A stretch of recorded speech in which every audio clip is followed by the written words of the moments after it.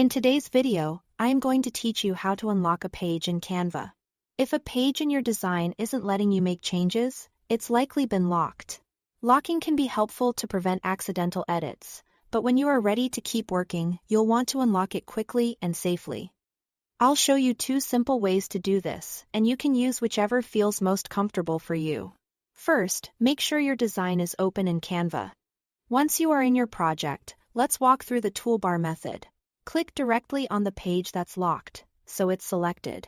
You should see the page highlighted, and at the top right of the editor, look for the padlock icon. If it appears locked, simply click it to unlock the page. You'll know it worked when the lock icon changes state and you can edit the page again. If the button doesn't respond, double-check that you've selected the page itself, not an individual element. Also, confirm you are on the correct page if your design has multiple pages. It helps to glance at the page number before and after the canvas to make sure you are unlocking the one you intend. Now let's use the thumbnails method, which I recommend for accuracy when working with multi-page designs. Go to the Pages strip at the bottom of the screen. This shows small thumbnails of each page in your project.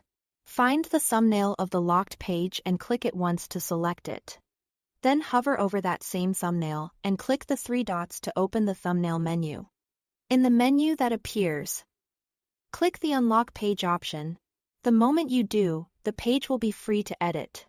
If you don't immediately see the 3 dots, move your mouse over the thumbnail and they should appear.